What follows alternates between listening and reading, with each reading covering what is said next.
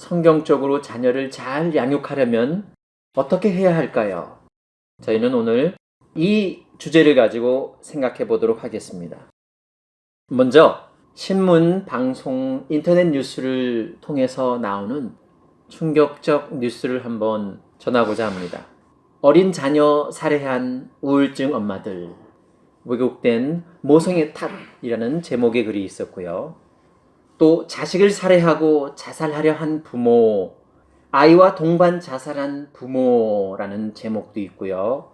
또 아동 학대에 따른 부모의 자녀 살인이라는 글의 제목들도 있습니다. 어떤 기사에는 한국 가족 살해 비율 세계 최고 수준이라고 기사 내용이 뜹니다. 너무나 충격적인 뉴스들이 아닙니까? 이러한 내용들을 읽을 때 보면은 우리 사회를 지탱하는 가정의 건강이 아주 심각하구나 하고 생각하게 됩니다. 부모를 살해하는 것은 보통 존속 살해라고 하고요. 자녀를 살해하는 것은 비속 살해라고 합니다. 가정에서 일어나는 살해를 말하는 말들입니다. 존속 살해, 비속 살해. 그리고 자녀와 동반 자살하는 것도 살인이죠. 아이와 동반 자살은 아이를 독립된 인격체가 아닌 부모의 소유물 정도로 생각하고 심지어 배우자에 대한 복수심을 자식에게 투영하는 아주 끔찍한 짓입니다. 우리 사회가 왜 이렇게 되었을까요? 아름다운 삶을 위한 인성교육을 부모가 하지 않아서 그렇습니다. 부모가 무작정 사회나 학교에 책임을 돌릴 수 없습니다. 왜냐하면 자녀와 가장 많은 시간을 보내는 사람은 다름 아닌 부모이니까요. 어렸을 때부터 자랄 때 거의 20년 동안 부모와 함께 지내지 않습니까?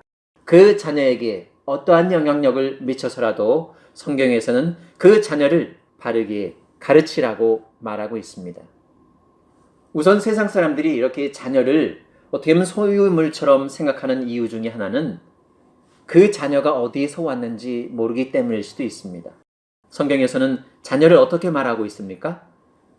시 127편 3절에는 보라, 자식들은 여호와의 기업이요 태의 열매는 그의 상급이로다.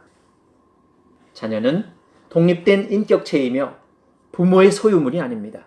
성경에서 말하는 것처럼 자식은 여호와께서 주신 기업입니다. 다른 말로 하면요, 그 기업이라는 말은 무슨 말이냐면 자녀는 여호와께서 주신 선물입니다. 상급으로 주신 그의 축복입니다. 그래서 젊었을 때 낳은 자식은 용사의 손 안에 있는 화살과 같습니다. 자식이 함께 있을 때는 그 부모가 힘을 얻습니다. 든든합니다. 그리고 그런 화살이 많은 사람은 성경에서는 행복하다라고 말합니다. 자녀가 많은 것이 불행이 아니라 성경에서는 행복이라고 말하고 있습니다. 여기서 말하는 자식들은 여호와의 기업이다 혹은 선물이라는 말, 그 기업이라는 말은 무슨 말이냐면요, 대대로 이어오는 재산과 사업을 말합니다. 기초가 되는 사업이죠. 하나님께서 부모에게 줄 수 있는 가장 큰 일입니다. 다른 말로 하면은 자식을 제대로 기르는 것이 부모가 해야 할 가장 큰 일입니다. 자녀에게 배불리 먹게 해주는 것뿐만이 아니라 그것보다 더 중요한 일생일대의 과업이 자녀를 잘, 그것도 제대로 기르는 것이 부모가 해야 할 가장 큰 유산입니다.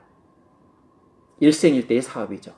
그래서 자식 농사가 내 인생에서 가장 중대한 사업입니다. 내가 지금 일구고 있는 다른 사업이 더 중요한 것이 아니라 그거보다 더 중요한 것이 내 자식을 제대로 기르는 것이라고 성경은 말하고 있습니다. 맹모 삼천지교라고 아시죠? 맹모 삼천지교, 맹자 어머니가 3번 집을 옮겨서 맹자를 잘 가르치려고 했던 것을 아실 겁니다. 맹자의 어머니가 어린 아들 맹자를 바르게 키우기 위하여 3번 이사하였다는 말이죠. 맹모 삼천지교. 처음에 맹자의 어머니는 맹자를 데리고 묘지에 살았습니다. 거기서 어린 맹자가 장사 지내는 것을 흉내냅니다.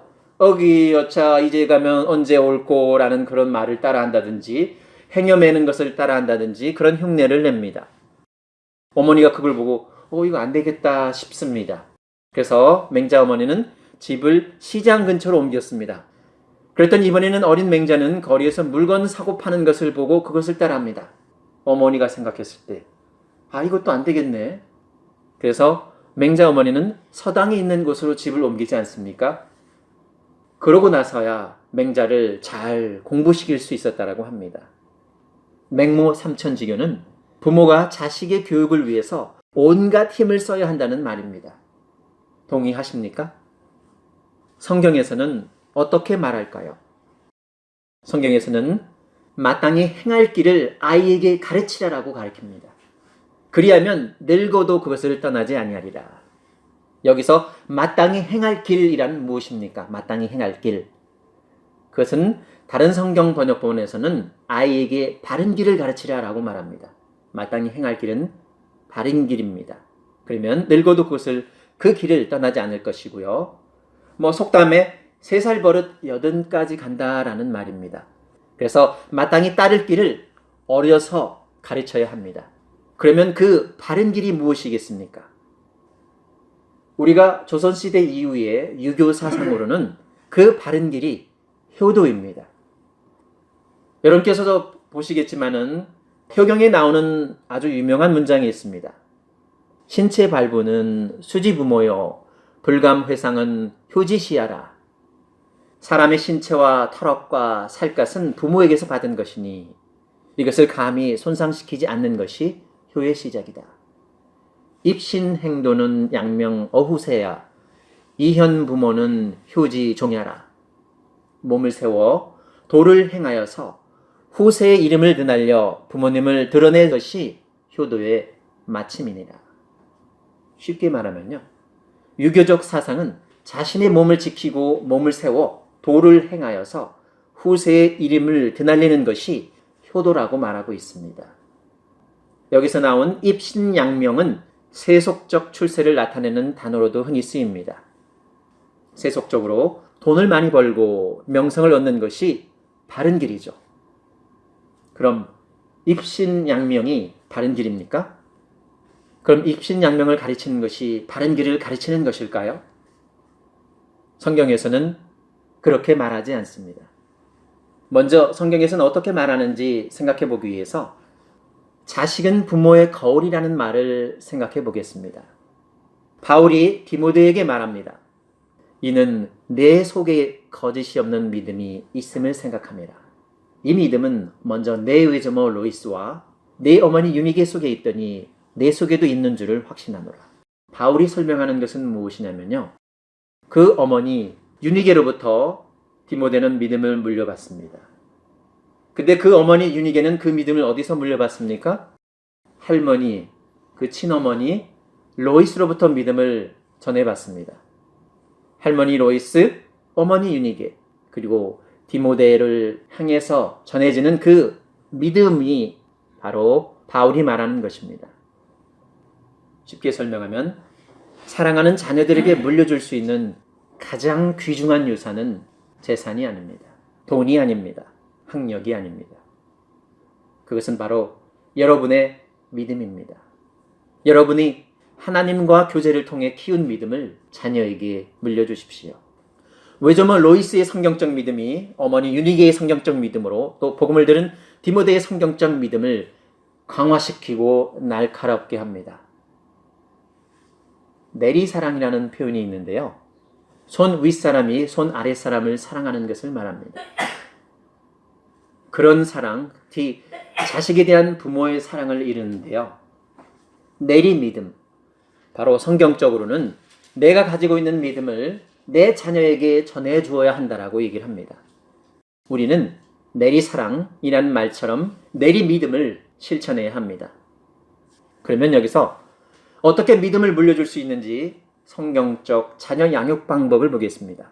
우리가 어떻게 하면 내가 가지고 있는 믿음을 우리 자녀에게 그대로 전달해 줄 수 있을까? 첫 번째로, 자녀는 하나님께서 나에게 맡겨주신 겁니다. 내 아이가 아닙니다. 하나님께서 잠시 맡겨주신 거룩한 하나님의 사람이니까 하나님께서 맡겨주신 선물이기 때문에 그 자녀를 귀히 여겨야 합니다. 내 소유물이 아닙니다. 그리고 그 자녀를 학대하거나 굶겨서는 안 됩니다. 일생일대에 큰 트로마를 남긴다든지 상처를 주거나 아프게 해서는 안 됩니다. 그러나 그 아이들의 마음속에는 자라면서 세상의 세태를 보고 자라기 때문에 잘못된 생각이 깃들어 있을 수 있습니다. 그래서 반드시 아이에게 바른 길을 가르쳐 주어야 합니다. 또래 영향에 그대로 노출시켜서는 안 됩니다. peer pressure라고 하죠. 아이들이 아이들끼리 영향을 미침으로써 더 나쁜 쪽으로 빠지는 그런 것들을 말합니다. 바로 왕따도 시키는 경우도 볼 수도 있고요. 그런 것들을 하지 않도록 바르게 가르쳐야 합니다. 그리고 잠언에서는 이렇게 말합니다. 잠언 30장 17절의 말씀인데요. 아비를 조롱하며 어미 순종하기를 싫어하는 자의 눈은 골짜기의 까마귀에게 쪼이고 독수리 새끼에게 먹히리라. 아비를 조롱하며 어미를 순종하기 싫어하는 자의 눈이 까마귀에게 쪼이고 독수리 새끼에게 먹힌다라는 그런 표현을 자녀들이 싫어합니다. 그러나 성경에서는 분명히 그렇게 가르치고 있습니다. 부모를 공경하라고 분명히 가르치고 있지 않습니까? 부모를 조롱한다든지 순종하기를 거역하는 그 자녀들은 분명히 하나님께서 벌을 내리십니다. 그런데 세상을 보면요, 그 아이들은 부모와 주위 어른들을 보고 자랍니다. 묘지와 시장과 서당을 한번 생각해 보십시오. 맹자의 어릴 적 환경이죠. 그래서 좋은 믿음의 환경을 제공하고 부모가 반드시 믿음의 본을 보여주어야 합니다. 그럼 어떤 좋은 믿음의 환경을 제공하고 믿음의 본을 보여줄 수 있을까요? 좋은 믿음의 환경은 좋은 교회를 섬기는 것입니다. 성경적 교회를 섬기는 것입니다. 성숙한 교회를 섬기는 데 있습니다. 주일마다 자녀들이 보고 배울 수 있는 그런 교회입니다. 단순히 시간만 때우다 가는 그런 교회를 섬긴다면 자녀는 믿음을 시간 때우는 장소로 여길 것입니다. 주일 반짝 거룩을 실천한다면 자녀는 믿음이 하루살이 반짝 거룩이라고 착각할 수 있습니다. 다음으로 어떤 믿음의 본을 보여줄 수 있을까요? 여러분의 삶이 믿음이라는 사실을 보여주세요. 그것이 로이스 유닉의 디모데로 이어지는 믿음의 계승입니다.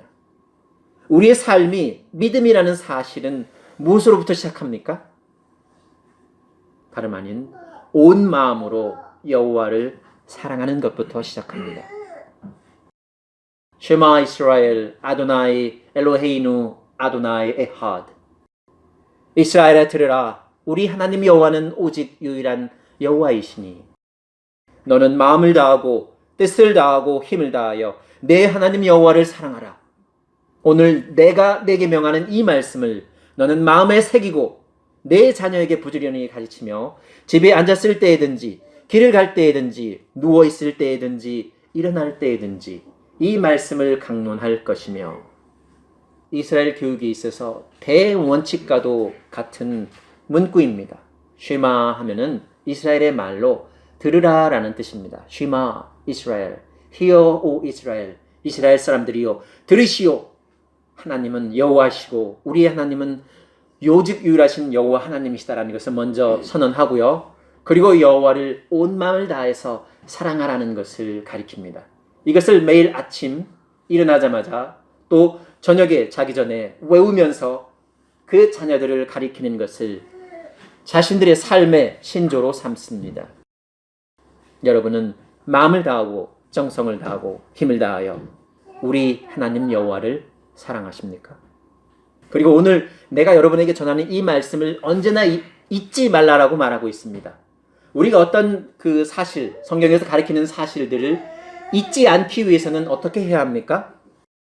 그 말씀이 우리 입에 있어야 합니다. 우리 마음에 있어야 합니다. 말씀이 늘 우리 입에 있고 말씀이 늘 우리 마음에 있어서 우리가 실천이 가능한 것입니다. 세상을 보면요, 세상 사람들은 그 입에, 마음에 세상이 있습니다. 하루 종일 TV를 켜놓고 그 자녀가 옳게 자라기를 바랍니다. 세상의 것을 배웁니다. TV를 통해서 세상의 것을 배웁니다. 부모도 마찬가지입니다. 성경의 말씀을 가리키지 않고 세상을 가리키는 것을, 세상 속에서 돈 잘 벌고 또 더 큰 집에 살고 더 멋있는 차를 끌고 다니는 것이 더 낫다라고 세상에 가리키면은 그것이 옳다라고 부모가 가리키고 있습니다. TV를 끄십시오. 성경을 펴십시오.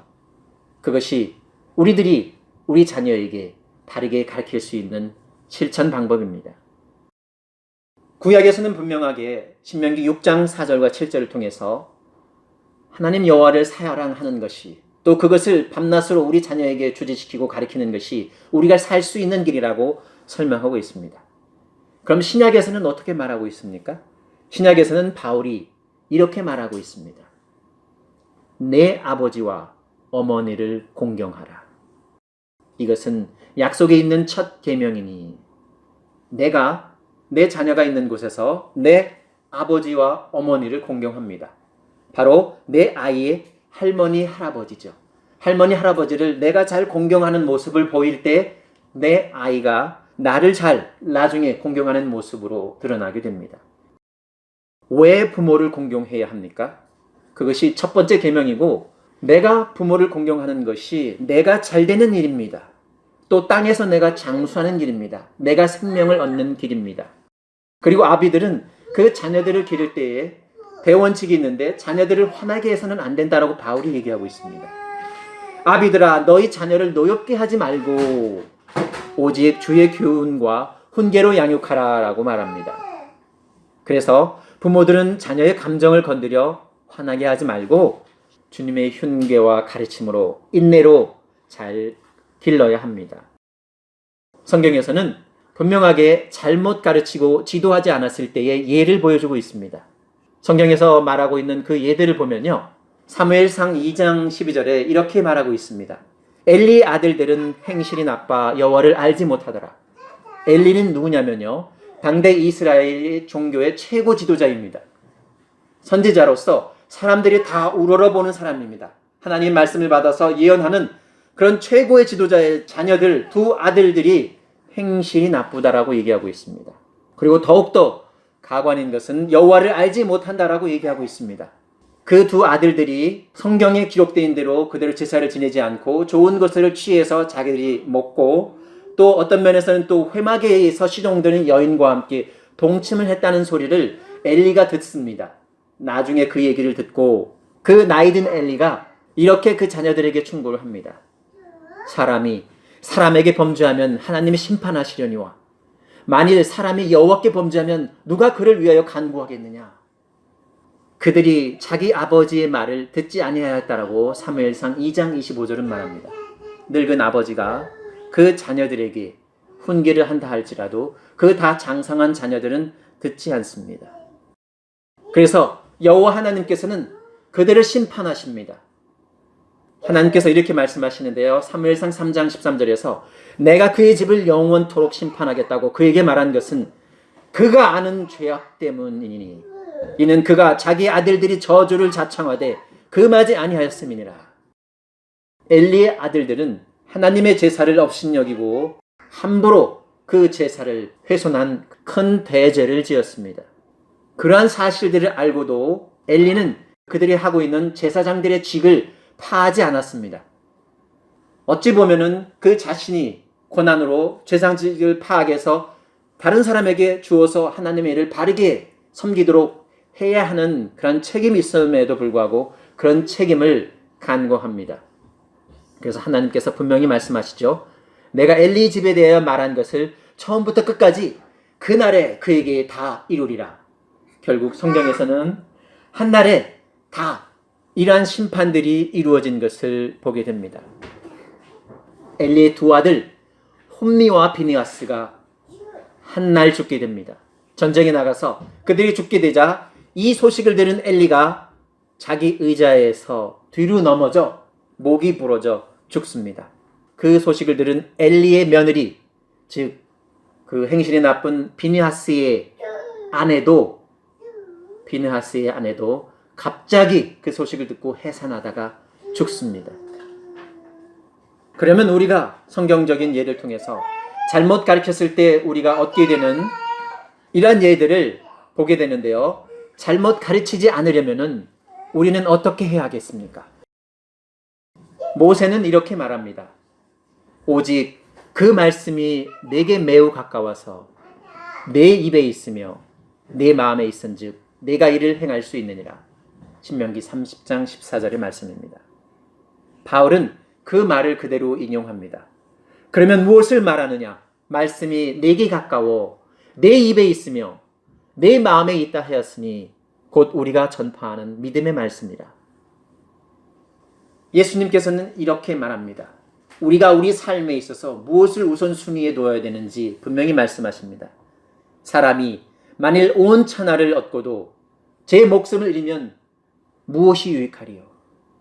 사람이 무엇을 주고 제 목숨을 바꾸겠느냐? 마태복음 16장 26절에 있는 말씀입니다. 예수님께서는 자녀들에게 믿음을 전해주어 살리는 것이 세상의 그 어떤 것보다도 소중한 것이라고 가르치십니다. 또한 예수님께서 말씀하십니다. 인자가 아버지의 영광으로 그 천사들과 함께 오리니 그때에 각 사람이 행한 대로 갚으리라. 우리가 자녀에게 제대로 가르친 것이 우리의 행한 일이 될 것입니다. 왜냐하면 우리 일생일대의 과업이기 때문이죠. 우리가 우리 자녀도 제대로 가르치지 않으면 우리는 엘리의 두 아들 홈니와 비느하스처럼 죽음을 면치 못할 것입니다. 그 두 아들 때문에 대제사장인 엘리까지도 죽음을 면치 못했습니다. 자녀 살인이라는 처음의 뉴스처럼 가르치지 않고 훈계하지 않음으로써 자녀를 죽게 만들 수 있습니다. 자식 농사를 망쳐서 자녀 살인의 결과처럼 죽음에 이르시겠습니까? 아니면 자식을 성경적으로 양육하여 생명을 얻으시겠습니까? 선택은 여러분의 몫입니다. 바른 길을 가르치십시오. 자녀는 여호와께서 주신 선물이기 때문에 자녀를 귀히 여겨야 합니다. 상처를 주거나 아프게 해서는 안 됩니다. 그러나 아이들의 마음속에는 잘못된 생각이 깃들어 있을 수 있습니다. 그래서 반드시 아이에게 바른 길을 가르쳐 주어야 합니다. 그런데 그 아이들은 부모와 주위 어른들을 보고 자랍니다. 그래서 좋은 믿음의 환경과 좋은 믿음의 본을 보여주어야 합니다. 먼저 내 자신이 하나님을 온 마음으로 사랑하고 이를 부지런히 자녀들에게 가르쳐야 합니다. 아이들에게 가르칠 바른 길이 무엇인지 내가 알아야지 가르칠 수 있습니다. 신명기 6장과 에베소서 6장의 말씀을 실천하고 가르치십시오. 내 믿음이 있어야 내 믿음을 자녀에게 그대로 전해줄 수 있습니다. 내 믿음을 더욱 키워서 자녀들에게 그 믿음을 전합니다. 끝으로 행동으로 보여주어야 합니다. 내가 기쁨으로 이웃을 섬기는 모습을 보여줍니다. 내가 기쁨으로 섬기는 모습을 보여주지 않으면 자녀는 섬김의 기쁨을 배우지 못합니다. 한 번 더 강조하겠습니다. 마음을 다하고 뜻을 다하고 힘을 다하여 하나님을 사랑하십시오. 이를 우리 자녀들에게 가르칩시다.